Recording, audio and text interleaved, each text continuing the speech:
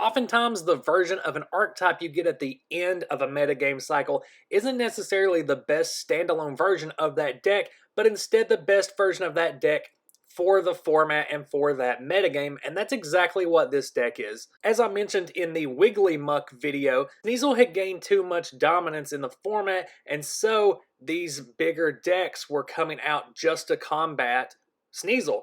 And Wiggly Muck was one of those. It shut it down pretty hard. The same for decks like Kingdra that could really give Sneasel a beating, and it wasn't able to hit back hard enough. So as the metagame wheel turns, you then got Sneasel decks that began running Aerodactyl. Aerodactyl is going to keep your opponent from playing Wigglytuffs, from playing Mucks, from playing Kingdras, from playing Steelix, a lot of the big roadblocks that Sneasel face. Now, this is not the most streamlined, best version of this deck, I would say, but when you consider the format as a whole, this is probably the most solid, consistent version of Sneasel that you're going to find. It was still very, very dependent upon getting that Aerodactyl down on turn 2, especially before your opponent could get a Muck out, which would then shut down Aerodactyl's power and would then make it pointless.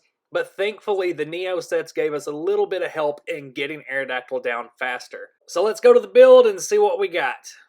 Got a full playset of Cleffa in this build. It's going to be really important to have that as your starting Pokemon because you really want that refresh from Eek to get Aerodactyl down as fast as you can. That's going to be the primary objective of this deck if you know you're up against another evolution deck. But if you know that your opponent isn't using any troublesome evolution cards, then you can shift gears into getting Sneasel and Dark Energies as fast as possible and just get that Cleffa out of there so you can start attacking.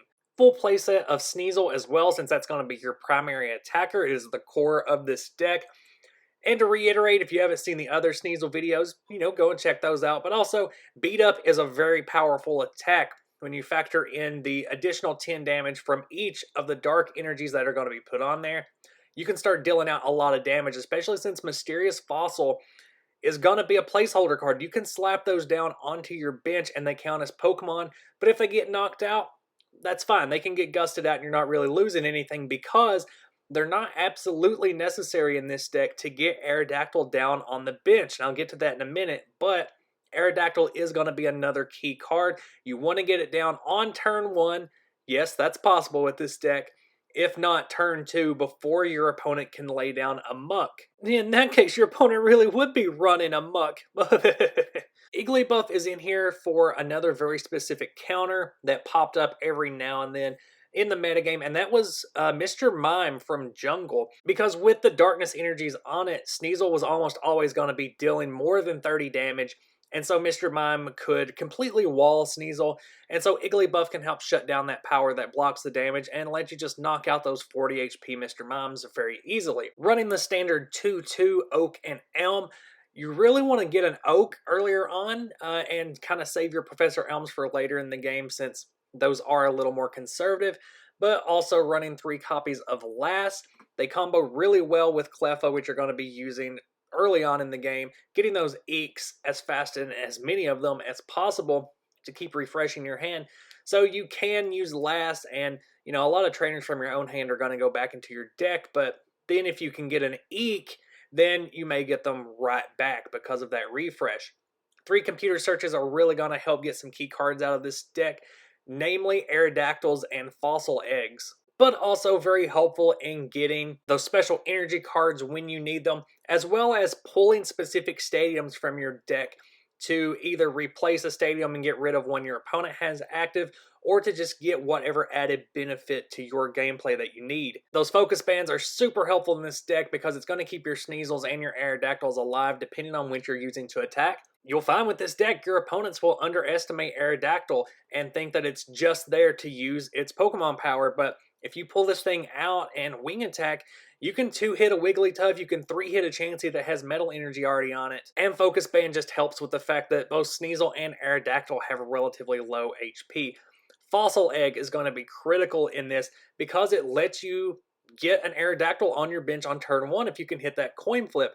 So one of the things you really want to shoot for is using your Oaks and Elms or computer search if you get it very early to get that Fossil Egg turn 1, to get as many as possible in your hand just in case you're missing those coin flips. You need to get an Aerodactyl down as quickly as possible and they're going to make that possible. Fossil Egg also helps you get around Aerodactyl's own ability. So if you want to play another Aerodactyl, Fossil Egg will allow you to play it as a basic, and so it's not an evolution card, thus the prehistoric power has no effect on it. Energy Charge is in here to get back those special energy cards that you need, mainly your Darkness Energy, since you can only run 4 of them and you need 2 to use Beat Up. Instead of running Gust and Double Gust in this deck, I just went with Double Gust. I think it's just a better option for this deck because Sneasel and Cleffa and Igglybuff all have free retreat. The only cases you're really going to be using it in is to get some Aerodactyls that got stranded as you're active back onto the bench so that they're safer. And in those cases, it's not going to matter what Pokemon comes out next because free retreat everywhere. Nightly Garbage Run just to help out at the end of the game. Make sure you're not decking out super fast. Eco Gym is going to be your early game gym. That's going to be your go-to to make sure that you can get those Darkness Energies onto Sneasel and make them stay there. Now later in the game, you're going to want to shift to Chaos Gym. And I typically do not like running this card because I hate playing games when this card is active. But with Sneasel, it works so well late game. It makes it to where your opponent doesn't want to use their energy removals or their super energy removals. Don't even want to use their energy charges to replenish their own Pokemon because they're afraid that it's going to help you get some of your Darkness energies back. As far as disruption cards go, you can't really beat Chaos Gym. I just don't really like using it in decks. You won't see it in a lot of videos that I upload. But just know that it's always a great option, especially for Sneasel decks. Like the majority of decks in base Neo, this one is going to run all special energy. So you got your 4 obligatory Darkness special energy, and then also 4 rainbow energy that are really going to serve as just backups to those Darkness energies. You're not going to get the benefit of that extra 10 damage from them, but it can help you in a pinch if you're getting your Darkness energies discarded. Maybe you couldn't keep Eco Gym out there. It's really just a backup for Sneasel. You can also use them on Aerodactyl in a pinch if you need to, but mainly they're just as replacement dark energies. I'm going to run a couple of double colorless in this deck for 2 reasons really. For if you want to attack with Aerodactyl, but also if your Aerodactyl gets stranded and you need to retreat it, that DCE will give you a free pass. If you wanted to be just a little bit safer in getting those Aerodactyls out on time, you could put in a 4th Fossil Egg. During playtesting, I found that 3 was enough. I almost always got 1. If not in my opening hand, then after 1 Ochre Elm, I would get it. And most of the time, I would be able to get more than 1, so getting Aerodactyl down wasn't a problem.